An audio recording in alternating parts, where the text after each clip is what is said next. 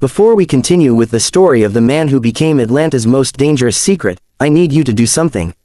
Subscribe to this channel, hit that notification bell, and comment below what state or city you're listening from. This story needs to be heard, and I want to know where truth seekers like you are watching from. Now, let's uncover what Atlanta tried to forget. There are secrets buried in southern soil that no historian dares to excavate. In the affluent neighborhoods of Antebellum, Atlanta, between Peachtree Street and the slave markets near Decatur, 17 plantation families collapsed within 8 months of 1850. Not from disease, not from financial ruin, not from war. They disintegrated from within, torn apart by jealousy, violence, and obsession. All centered around one man who should have been invisible.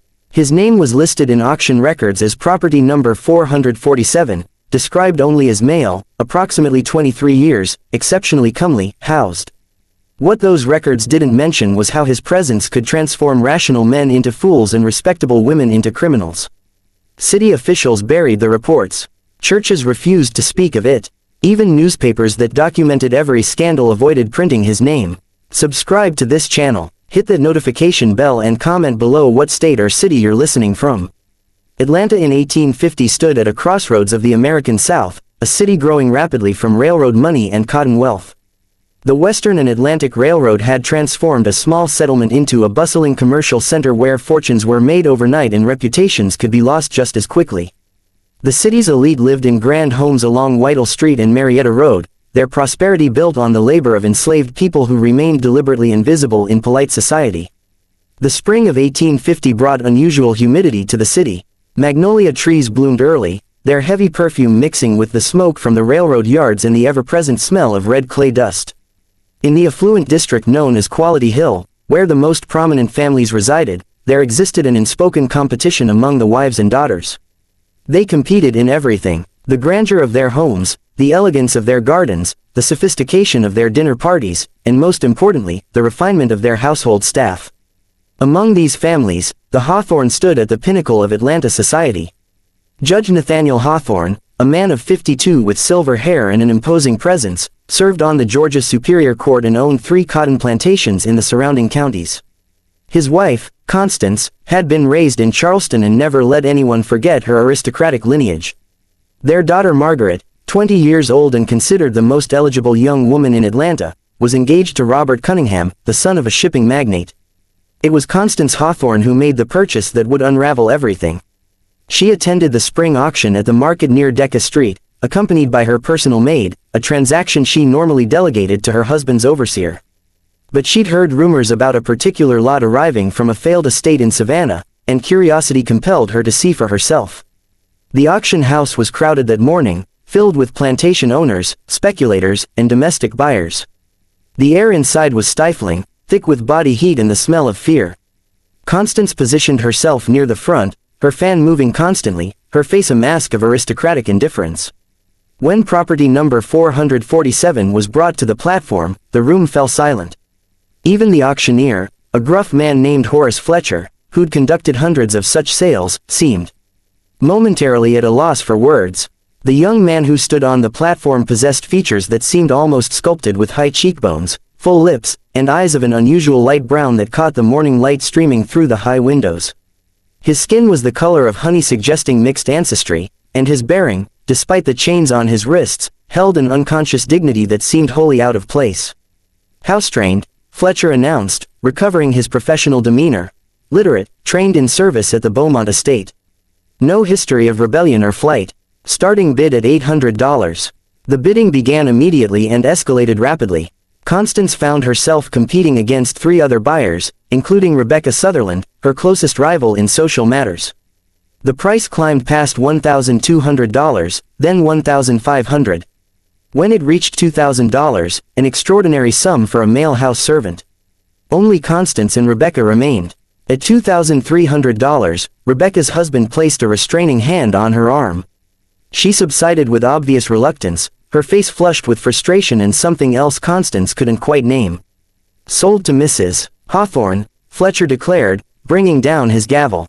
As Constance completed the paperwork, Rebecca approached her with a tight smile. "You've made quite an investment, Constance.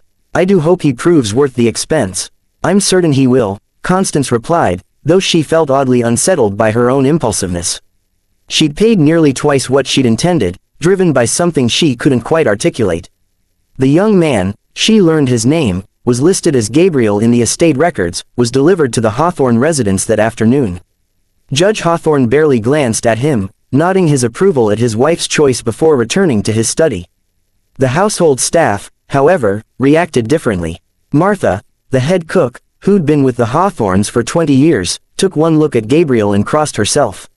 A gesture from her Catholic childhood that she rarely displayed. That one's trouble, she muttered to anyone who would listen. Beautiful things always are. She was right, though not in any way she could have predicted. Gabriel's first weeks in the Hawthorne household passed with deceptive calm. He was assigned to serve at dinner and assist with receiving guests, tasks he performed with quiet efficiency.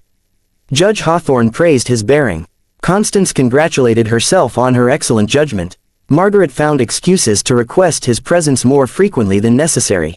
The first sign of trouble came in late May when Rebecca Sutherland appeared at the Hawthorne residence unannounced, something she'd never done before.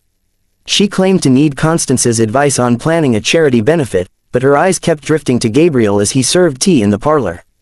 "You must allow me to borrow him for my garden party next week," Rebecca said, her voice carrying an unusual intensity. "I simply must have the best presentation, and clearly you've acquired the finest servant in Atlanta."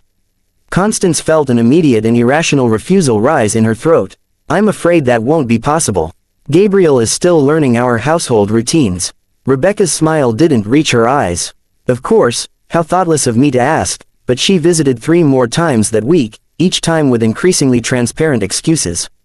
The situation escalated in June when Caroline Pembroke, a wealthy widow known for her respectable demeanor and charitable works, called on the Hawthornes. Unlike Rebecca's barely concealed fascination, Caroline's approach was more subtle. She engaged Gabriel in conversation while he served, asking about his education, his experiences, his thoughts on literature. Her interest seemed intellectual, almost maternal, but there was something desperate in the way she manufactured reasons to visit. "I've never met a servant who could discuss Shakespeare," she told Constance over tea. "Where did you say he received his education?" The Beaumont estate had a rather unusual approach to their household staff. Constance replied carefully, though she knew little of Gabriel's actual history. That night, Judge Hawthorne mentioned casually that Caroline Pembroke had approached him at the courthouse, offering to purchase Gabriel for $3,000, $500 more than Constance had paid. "I told her he wasn't for sale, of course," the judge said, puzzled. Odd behavior from such a sensible woman. It was Margaret who first articulated what no one wanted to acknowledge. She cornered her mother in the morning room, her face flushed with anger and confusion. "Every woman who visits this house is here to see him, Mother. They pretend it's social calls, but they can barely tear their eyes away. It's unseemly. It's obscene." Constance wanted to deny it, but she'd noticed the same thing. More troubling, she'd noticed her own behavior changing. She found herself requesting Gabriel's presence for tasks that could have been performed by other servants. She'd caught herself studying his face when she thought no one was watching, cataloging the precise curve of his jawline, the way light caught in his eyes. "It's his appearance," Constance said weakly. "Some people have unusually handsome features. It means nothing." But she was wrong. It meant everything. By July, the situation had become impossible to ignore. The Hawthorne residence received more visitors in 6 weeks than in the previous 6 months. Women who'd never been particularly friendly with Constance suddenly became devoted callers. Tea parties were scheduled with unusual frequency. Even women from prominent families who normally avoided socializing with those they considered beneath their station found reasons to visit. Judge Hawthorne grew increasingly irritated by the constant traffic through his home. "This house has become a salon," he complained. "What's causing this sudden popularity?" Constance couldn't tell him. How could she explain that Atlanta's most respectable women were behaving like school girls all over a servant? How could she admit that she understood their fascination because she felt it herself? The real crisis began on a Thursday evening in late July when the Hawthornes hosted a dinner party for 12 guests. Gabriel served alongside 2 other house servants, moving efficiently between the table and the kitchen. Constance noticed several women watching him with undisguised interest. But one guest's behavior stood out. Elizabeth Crane, wife of a prominent banker, could barely focus on conversation. Her eyes followed Gabriel constantly, her food largely untouched. During the dessert course, Elizabeth excused herself, claiming she needed air. 15 minutes passed. When Constance went to check on her, she found Elizabeth in the hallway near the servants' quarters, her face red, breathing hard, blocking Gabriel's path back to the kitchen. "Mrs. Crane," Constance said sharply. "Are you unwell?" Elizabeth turned, her expression wild, desperate. I was looking for the powder room in the servants' hall." How unusual. The next morning, Elizabeth's husband appeared at the Hawthorne residence, his face rigid with humiliation. "My wife has confessed something deeply disturbing," he said to Judge Hawthorne in the privacy of his study. She claims your servant has been making improper advances toward her." Judge Hawthorne summoned Gabriel immediately. The young man stood before them, his face calm but wary. "Sir, I've made no advances toward anyone. I've performed my duties with propriety. My wife insists otherwise," Crane said, his voice shaking. "She's prepared to make a formal complaint." The judge's face darkened. "Mr. Crane, I find it curious that your wife would make such an accusation given that she was found lurking in my servants' quarters last night. My wife witnessed the entire incident." Crane's anger deflated into shame. "Elizabeth has been unwell lately. Perhaps we should forget this matter." But the matter couldn't be forgotten because Elizabeth Crane wasn't the only woman whose behavior had become erratic. Just when we thought we'd seen it all, the horror in Atlanta intensifies. If this story is giving you chills, share this video with a friend who loves dark mysteries. Hit that like button to support our content. And don't forget to subscribe to never miss stories like this. Let's discover together what happens next. The incident with Elizabeth Crane should have been a warning, but instead it accelerated the madness. Within days, 2 more women from prominent families approached Judge Hawthorne with offers to purchase Gabriel, each offer higher than the last. The judge refused all of them, growing increasingly disturbed by the pattern. "Something isn't right," he told Constance. "These are respectable women, wives, and mothers behaving like, I don't even know what to call it." Constance knew exactly what to call it, but saying it aloud would mean admitting her own growing obsession. She'd begun waking in the middle of the night, her thoughts consumed with Gabriel's presence in her household. She found excuses to be near him, to hear his voice, to watch the way he moved. The rational part of her mind recognized the insanity of it, but rationality seemed powerless against whatever force had taken hold. Martha, the cook, became increasingly vocal about her concerns. "That boy needs to go," she told Constance bluntly. "He's got some kind of hold on folks, and it ain't natural." "Don't be superstitious," Constance snapped, though she'd been thinking similar thoughts. "He's done nothing wrong. Maybe not on purpose," Martha conceded. "But wrong's being done all the same. You've seen how Miss Margaret looks at him. How every woman who comes through that door can't keep her eyes off him. This house is headed for ruin, ma'am, and you know it." Margaret's engagement to Robert Cunningham collapsed in August. Robert came to the Hawthorne residence to find his fiancée sitting in the garden, ostensibly reading, but actually watching Gabriel as he trimmed the roses. The expression on her face, raw and desperate and entirely inappropriate, told Robert everything he needed to know. "I won't marry into a household that's become the subject of gossip," Robert said coldly. "Half of Atlanta is talking about your family's peculiar servant." Margaret didn't even fight for her engagement. She simply nodded, her eyes never leaving Gabriel's figure in the garden. Judge Hawthorne finally acknowledged the crisis. He called Constance and Margaret into his study, his face grave. "I'm going to sell him tomorrow. I'll take a loss on the price if necessary, but this situation has become intolerable."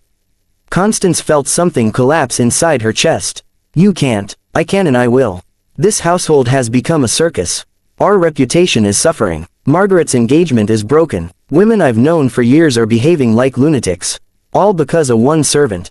He's done nothing wrong," Constance heard herself saying. "He's been perfectly proper." "That's exactly the problem," the judge said quietly. "He does nothing and yet everything falls apart around him."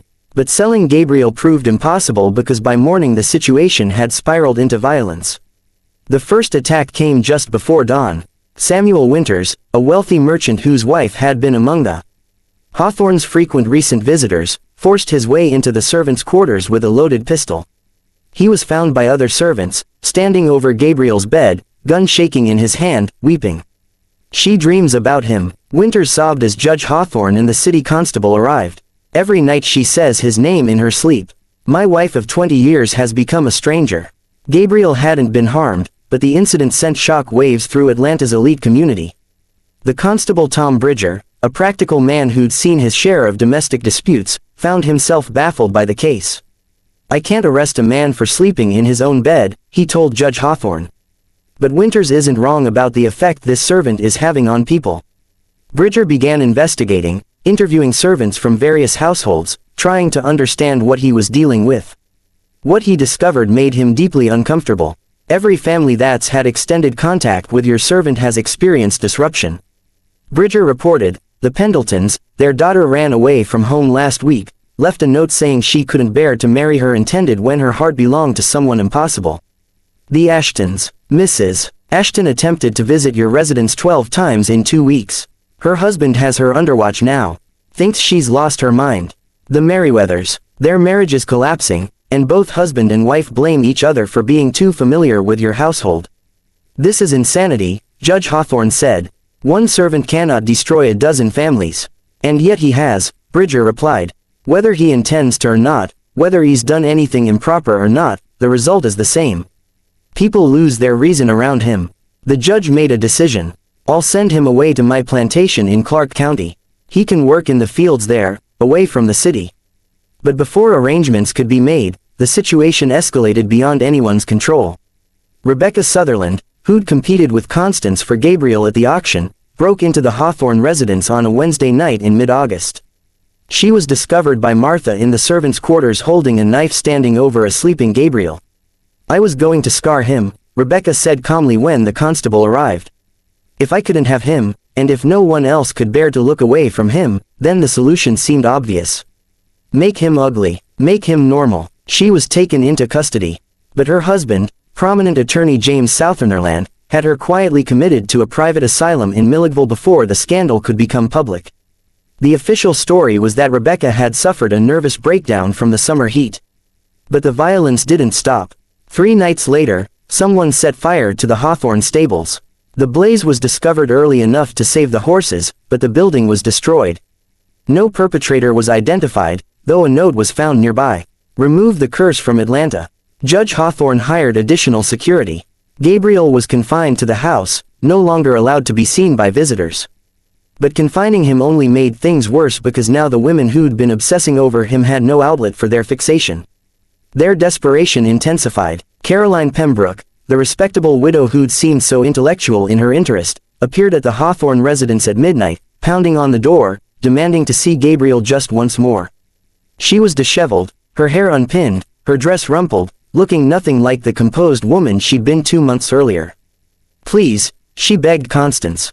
I know it's madness. I know it makes no sense, but I can't sleep. I can't eat. I can think of nothing else. Just let me see him for a moment. Speak to him, and perhaps this fever will break. Constance recognized the symptoms because she was experiencing them herself.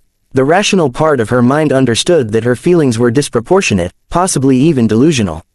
But rationality offered no defense against the compulsion that had taken root in her thoughts. You need to go home, Caroline, Constance said, though what she wanted to do was confess that she understood completely. Caroline left, but she wasn't the last midnight visitor. Over the following week, 4 different women appeared at various hours, all with similar pleas, all exhibiting the same desperate fixation. Judge Hawthorne finally contacted Dr. Benjamin Hayes, a physician who specialized in disorders of the mind. Hayes listened to the judge's account with growing fascination and concern. What you're describing sounds like a form of collective hysteria, he said. I've read accounts of similar phenomena in Europe. Entire communities becoming fixated on an individual or an object, but I've never encountered it myself. Can you examine him? The judge asked, determine if there's something wrong with him. Hayes interviewed Gabriel extensively. He examined him physically. He tested his mental faculties, his emotional responses, his understanding of social situations. His conclusion was both reassuring and deeply troubling.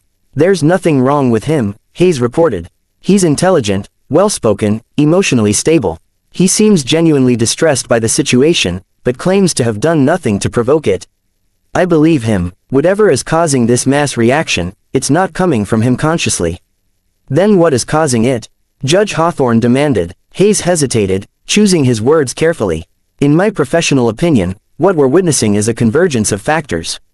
Societal repression, forbidden desires, the particular circumstances of Southern life, all focused on an individual who represents something unattainable. These women, and I suspect some men as well, though they're better at hiding it, are reacting to him as a symbol rather than as a person. A symbol of what? Of everything they cannot have, cannot acknowledge, cannot speak about in polite society. His existence challenges certain assumptions that your social structure depends upon. That he's both accessible living in these houses and simultaneously forbidden by law and custom creates an impossible tension. Add to that his unusual physical appearance, and you have a perfect storm of psychological disruption. The doctor's explanation made intellectual sense, but it offered no practical solution. Gabriel couldn't change his appearance. The social structures of the South weren't going to transform overnight, and the women of Atlanta couldn't simply will away their obsessions. "What do you recommend?" Judge Hawthorne asked. "Remove him from Atlanta," Hayes said bluntly. "Send him as far away as possible. It's the only way this will end without more violence." But before the judge could act on this advice, Margaret disappeared. Margaret vanished on a Thursday morning in late August. Her bed hadn't been slept in. Her clothes were gone. A note on her pillow read simply, "I've gone where I can breathe freely. Don't follow me." Constance found the note and immediately knew where her daughter had gone. She ran to the servants' quarters, her heart pounding, and discovered Gabriel was also missing. The implications were catastrophic. A white woman of good family fleeing with an enslaved man. It was the South's greatest nightmare, the ultimate transgression. If discovered, it would mean death for Gabriel and social destruction for Margaret and the entire Hawthorne family. Judge Hawthorne organized a quiet search party, men he trusted to be discreet. Constable Bridger led the effort, following the limited clues available. Witnesses reported seeing a well-dressed young woman boarding a northbound train at the Marietta Depot the previous evening accompanied by a man whose face was hidden by a hat and scarf. They're heading for Chattanooga, Bridger concluded. From there, probably trying to reach the Ohio River and cross into free territory. The hunt that followed consumed the next 3 days. Bridger and his men tracked the fugitives north through Georgia, following sightings and rumors. Meanwhile, in Atlanta, the Hawthornes struggled to maintain appearances, claiming Margaret was visiting relatives in Charleston. But secrets that explosive don't stay contained. Whispers began circulating through the city. The women who'd been obsessed with Gabriel now reacted with fury and betrayal, as if Margaret had stolen something that belonged to them. Anonymous notes began arriving at the Hawthorne residence, some threatening, others pleading for information about Gabriel's whereabouts. Judge Hawthorne aged a decade in 3 days. "If they catch them together," he told Constance, his voice hollow, "the law is clear. They'll hang him, possibly without trial. And Margaret, our daughter, will be ruined, possibly institutionalized. Every family we know will shun us." Constance felt as if she were drowning. Part of her wanted Margaret found and brought home safely, regardless of the scandal. But another part, the part that had been consuming her for months, felt a twisted admiration for her daughter's boldness in acting on feelings that Constance had only allowed herself to experience in secret. The search party finally caught up to Margaret and Gabriel in a small town outside Dalton, just 30 miles from the Tennessee border. But what they found wasn't what anyone expected. Margaret was alone in a boarding house room, feverish and delirious. Gabriel was nowhere to be found. "He left me," Margaret told her father when she regained enough coherence to speak. "The second night of our journey, he disappeared. I woke up and he was gone. He left money for my return and a note." "What did the note say?" Judge Hawthorne asked. Margaret's face crumpled. "That I deserved better than to throw my life away on an impossible dream. That he'd never asked for my devotion or anyone else's, that he was sorry for the pain his existence had caused. But he couldn't fix it by running away with me. He said I wasn't in love with him. I was in love with the idea of transgression, of rebellion, of choosing something forbidden. He saw right through me, Father. He understood my feelings better than I did." Constance felt something crack open inside her chest. Because Gabriel was right, she recognized the truth of his words in her own obsession. She hadn't been in love with Gabriel, the person. She knew almost nothing about him as an individual. She'd been in love with what he represented. Youth, beauty, forbidden desire, a chance to feel something intense in a life that had become numbingly predictable. Margaret was brought home quietly. The official story was that she'd been visiting a sick friend and had fallen ill herself.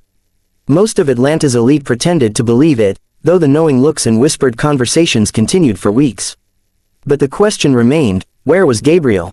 Gabriel resurfaced in Atlanta 3 weeks later, but not in the way anyone anticipated. Constable Bridger received a message from the slave patrols in Clayton County. A young man matching Gabriel's description had turned himself in at a plantation there requesting to be sold to the farthest location possible. He wants to be sent west, Bridger told Judge Hawthorne. To Texas or Arkansas, anywhere he can't cause more damage. The judge arranged to meet Gabriel one final time in Bridger's office, away from the Hawthorne residence. Constance insisted on accompanying him, and he didn't have the energy to refuse her. Gabriel looked thinner, older somehow, though only a few weeks had passed. He stood before them with quiet dignity, his hands folded, his eyes steady. "Why did you come back?"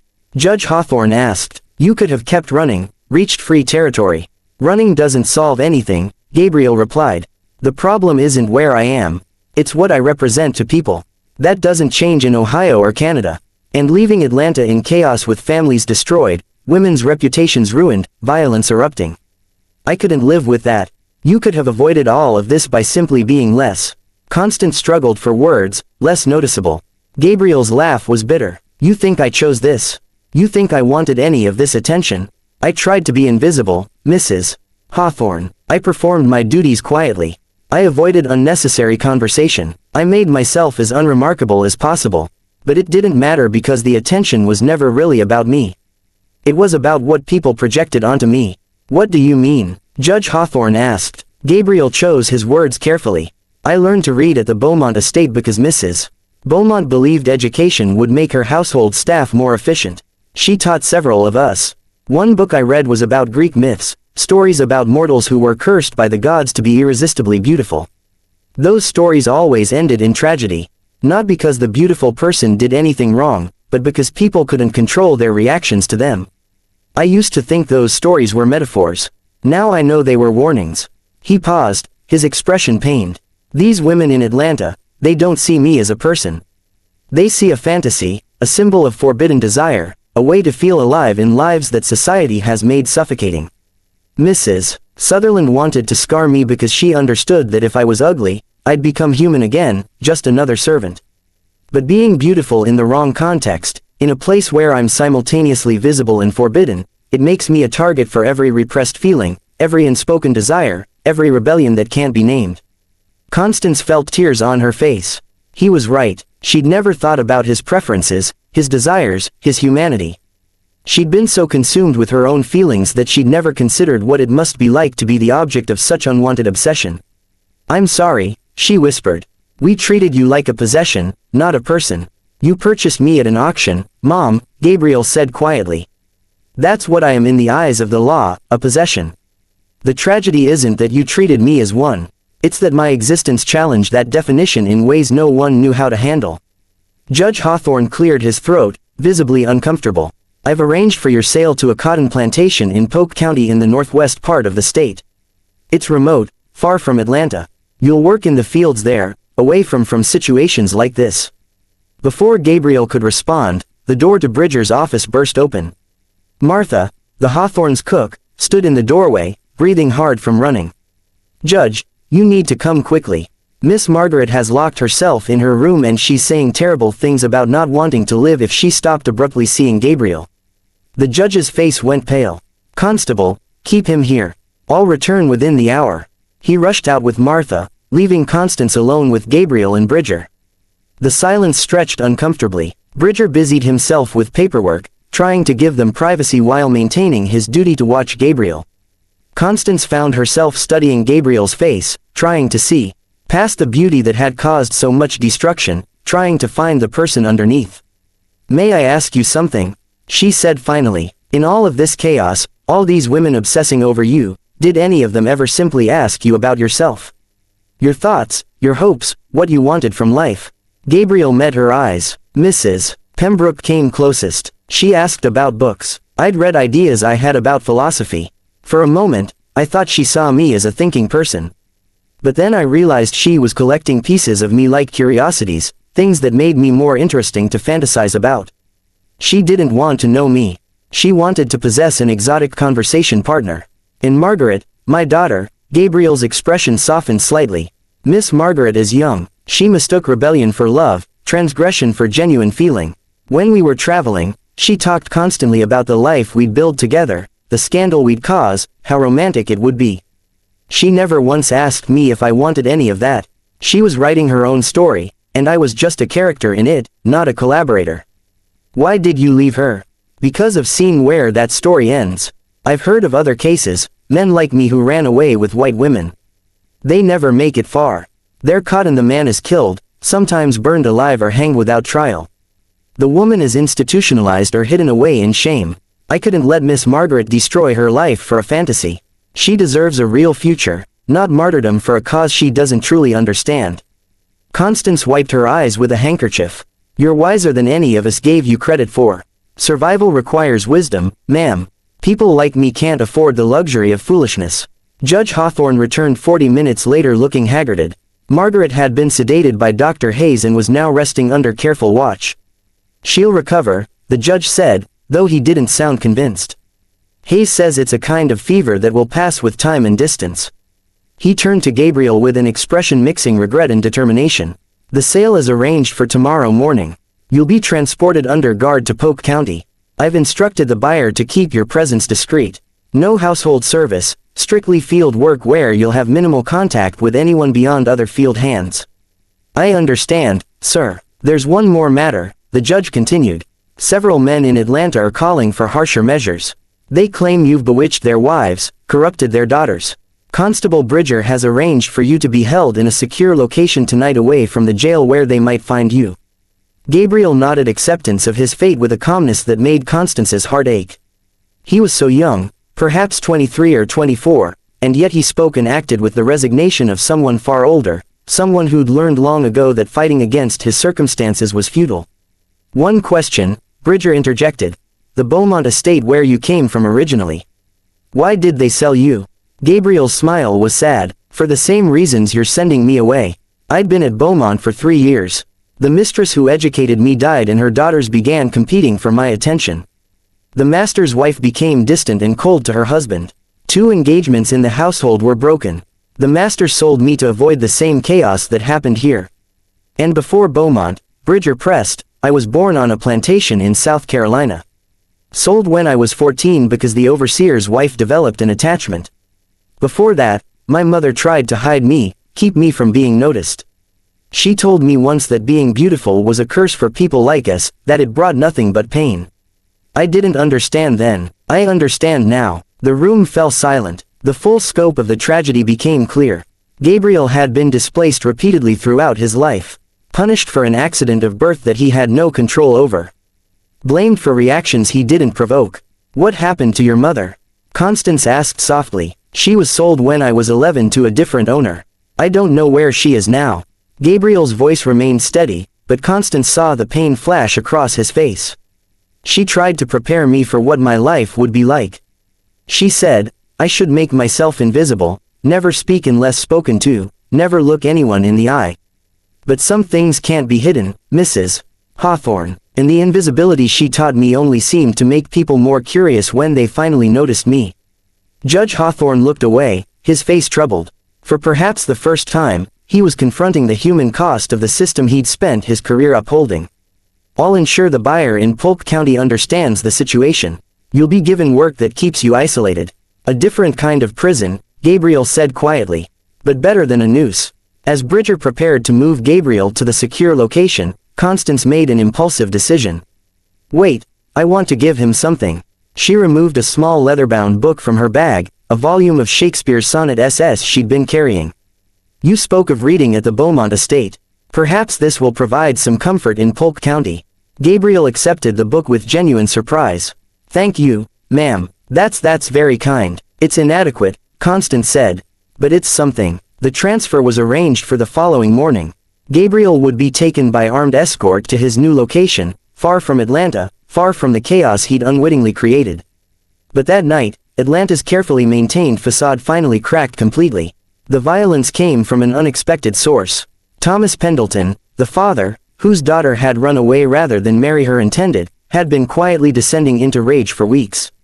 He blamed Gabriel for his daughter's rebellion, for the disruption of his family, for the humiliation he'd endured. He'd been drinking steadily since the scandal broke, nursing his grievances, working himself into a fury.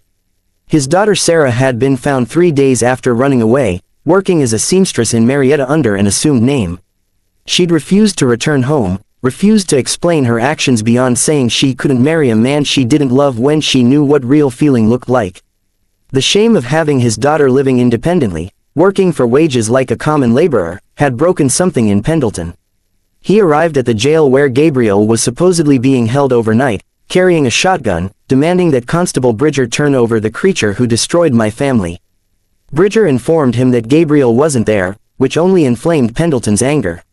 "Where is he then?" Pendleton shouted, his words slurred. "Hiding like the coward he is. He's in protective custody," Bridger said calmly. "And I suggest you go home and sleep off whatever you've been drinking." But Pendleton had already spread the word. By midnight, a group of angry men had gathered outside the jail, demanding justice for what they called the corruption of Atlanta's virtue. They carried torches and weapons, their faces twisted with righteous fury. Judge Hawthorne was summoned from his home. He arrived to find nearly 30 men blocking the street, with more arriving as word spread through the city's taverns and boarding houses. He recognized several faces, respected merchants, clerks, a Presbyterian minister, men who should have known better than to join a mob. "This is not justice," the judge told the crowd, his voice carrying the authority of decades on the bench. "This is a mob acting on emotion rather than law. The law protects property, not people," someone shouted back. "That creature is property that's caused damage. We have a right to compensation." "He's done nothing illegal," the judge countered. "No impropriety has been proven. No law has been broken. If you take action against him, you're the ones committing crimes." "What about our families?" Pendleton stepped forward, swaying slightly. "My daughter has ruined her reputation because of him. Elizabeth Crane nearly destroyed her marriage. Rebecca Sutherland is in an asylum. How many more families need to suffer before someone does something?" A murmur of agreement rippled through the crowd. Judge Hawthorne could see the situation spiraling beyond his control. These weren't hardened criminals or violent men by nature. They were ordinary citizens driven to extremity by circumstances they didn't understand, looking for someone to blame for the chaos that had invaded their carefully ordered lives. "Your family suffered because of their own choices," the judge said, though he knew this argument would fall on deaf ears. "Gabriel committed no crime. He made no advances. He violated no trust. The problem isn't him, it's us and the system we've created that makes his mere existence into a crisis." Fancy words from a man whose own daughter ran away with him. Someone yelled, "How much did he pay you to protect him?" The accusation was absurd, but it found purchase in the crowd's inflamed mood. Judge Hawthorne felt his authority slipping away, replaced by the primitive dynamics of mob justice. Dr. Hayes arrived, having been alerted to the gathering by one of his patients. He pushed his way to the front of the crowd, his medical bag in hand. "Gentlemen, please listen to reason. I've examined the young man in question. There's nothing supernatural about him, nothing evil. What happened this summer was a form of collective hysteria, a psychological phenomenon I've read about in medical journals. Killing him won't undo the damage. It will only add murder to the list of transgressions Atlanta must answer for." Hysteria. Pendleton laughed bitterly. "My daughter abandoned her future for hysteria. My wife cries herself to sleep every night because of hysteria." "Yes," Hayes said bluntly. "That's exactly what I'm saying. Your daughter is young and impressionable, caught up in romantic notions of forbidden love. Your wife is grieving the loss of who she thought her daughter would become. Those are real pains, but they're not Gabriel's fault. He's as much a victim of this situation as anyone." "A victim," another voice rose from the crowd. "He lives in fine houses, eats good food, doesn't break his back in the fields." "Some victim," Hayes tried to respond, but his words were drowned out by angry shouts. The crowd was growing larger and more agitated, feeding off each other's anger. Judge Hawthorne made a decision. He turned to Bridger and spoke quietly. "Get word to wherever Gabriel is hidden. Tell them to move him again. Now, don't wait for morning." Bridger nodded and disappeared into the jail, emerging moments later from a back entrance. The crowd didn't notice his departure, too focused on their confrontation with the judge. The standoff lasted hours. Several of Atlanta's more level-headed citizens arrived as word spread. Ministers, business owners, even Judge Hawthorne's colleague from the bench, Judge Samuel Webster. They worked the crowd, pulling individuals aside, reasoning with them, pointing out that violence would only create more scandal, more problems, more shame for the city. Gradually, as the night wore on and sobriety began returning to some of the men, the crowd's energy dissipated. Pendleton was taken home by his brother, still muttering threats. The minister convinced several men that Christian principles demanded mercy, not vengeance. Others simply grew tired and cold as the temperature dropped. By dawn, only a handful remained, and these were dispersed by the arrival of a group of militia volunteers summoned by Judge Webster. The immediate crisis had passed, but everyone knew the underlying tensions remained unresolved. Gabriel had been moved to a farmhouse 15 miles outside Atlanta, owned by a Quaker family who occasionally helped fugitives reach free territory. The irony wasn't lost on Judge Hawthorne, using abolition sympathizers to protect a man who would be sold further into slavery. But desperate circumstances required unlikely alliances. The judge visited Gabriel there the next day, accompanied only by Constance. They found him sitting on the porch, the book of sonnet SS Constance had given him open in his lamp. He looked up as they approached, and Constance was struck by how peaceful he seemed despite everything. "The sale has been complicated," Judge Hawthorne said without preamble. "The buyer in Polk County has withdrawn his offer, concerned about the attention Gabriel might attract, even in a remote location. I'm arranging transport to a plantation in Mississippi instead near Vicksburg. The owner there has experience with unusual situations." "What kind of experience?" Gabriel asked. The judge hesitated. "He maintains several properties, including one where he sends enslaved workers who need to be kept separate from the general population for various reasons. Troublemakers, valuable artisans he wants protected, individuals with specialized skills. You'll be housed alone, given work that requires minimal interaction with others." "Solitary confinement," Gabriel said, "a life sentence of loneliness." "It's the best I can do," the judge said, and there was genuine regret in his voice. "The alternative is to sell you at public auction, and after what's happened, I fear what some buyers might do with you. At least this arrangement offers safety." Gabriel closed the book carefully, running his fingers over the leather cover. "I appreciate your efforts, Judge Hawthorne. Truly, you didn't have to protect me. Many wouldn't have. I'm not protecting you out of kindness," the judge said bluntly. "I'm protecting my city from its own worst impulses. If that mob had succeeded in finding you, Atlanta's reputation would have been destroyed. We would have become known as the place where civilized society broke down over a single servant. And yet, society did break down," Gabriel observed. "The mob, the hysteria, the destruction of families, that all happened regardless of what happens to me." The judge had no response to that truth. Constance spoke up. "What will you do in Mississippi? I mean, how will you survive years of isolation?" Gabriel held up the book. "I'll read, I'll think, I'll try to find some meaning in all of this." He paused. "And I'll hope that someday somehow this country finds a way to see people like me as human beings rather than property or symbols or walking catastrophes. That may take longer than either of us will live to see," the judge said quietly. "Perhaps, but hope costs nothing, and I have little else to sustain me." The transport to Mississippi was arranged through a series of private conveyances, avoiding public roads and towns where Gabriel might be recognized. Judge Hawthorne spared no expense, hiring armed guards and paying for discreet passage. It was the least he could do, and yet it felt profoundly inadequate. Before Gabriel departed, Constance asked for a private moment with him. The judge granted it reluctantly, standing watch at a distance. "I need to tell you something," Constance said, her voice low and urgent. "About my daughter, about all of us who became fixated on you. I've spent weeks trying to understand what happened to me, why I behaved so irrationally. Dr. Hayes called it hysteria, and perhaps he's right, but I think it was also something else." "What?" Gabriel asked gently. "Grief," Constance said. "Grief for the life I thought I wanted but never had. Grief for choices I made decades ago that I can't unmake. Grief for the person I might have been if society hadn't demanded I fit into such a narrow role. You represented possibility, Gabriel. Not because of who you actually are, but because you existed outside the rules that constrain the rest of us. We projected our griefs, our longings, our frustrations onto you because you were there and you were beautiful and you were forbidden.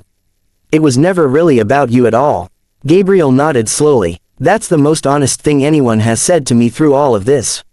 "Thank you, Mrs. Hawthorne. I'm sorry," Constance said, tears streaming down her face now from my selfishness, for my blindness, for being part of the system that's destroying your life. I wish I could do more than apologize." "Your apology means more than you know," Gabriel said. Most people never acknowledge the humanity of those they've wronged. You have that's something. They parted there, Constance watching as Gabriel was led to the covered wagon that would take him away from Atlanta forever. She stood beside her husband, both of them silent witnesses to the departure of the young man, who had inadvertently exposed all their society's contradictions. The aftermath in Atlanta was profound, but largely unspoken. The city's newspapers, which had maintained their silence throughout the crisis, continued to avoid any mention of the events. But in private conversations, in whispered exchanges at church socials and ladies' tea parties, the story spread and morphed, becoming legend and cautionary tale. Rebecca Sutherland remained in the asylum in Milledgeville. Her husband visited monthly, hoping for improvement that never came. She spent her days painting portraits from memory, all of them variations of the same face, the same light brown eyes, the same expression of quiet dignity. The asylum doctors noted that she seemed content in her obsession, and perhaps that was the kindest outcome available to her. Elizabeth Crane's marriage survived, but was forever altered. Her husband never spoke of the incident directly, but the trust between them had been broken beyond repair. They maintained appearances for society, but servants reported that they lived essentially separate lives within the same house, communicating through notes and intermediaries. Elizabeth grew thin and pale, aging rapidly, as if the passion that had briefly consumed her had burned away something essential. Caroline Pembroke did move to Savannah, where she opened a small school for girls. She never married, never spoke of Atlanta, and devoted herself entirely to education. Some said she was running from shame. Others thought she'd found a kind of redemption in teaching young women to think critically, to question the roles society prescribed for them. The truth probably lay somewhere in between. Margaret Hawthorne's recovery took months. Dr. Hayes prescribed rest, routine, and absolutely no discussion of the summer's events. She was kept home, kept busy with domestic tasks, kept under careful watch. When she finally emerged from her seclusion, she seemed subdued, older, her youthful romanticism replaced by a harder, more pragmatic outlook.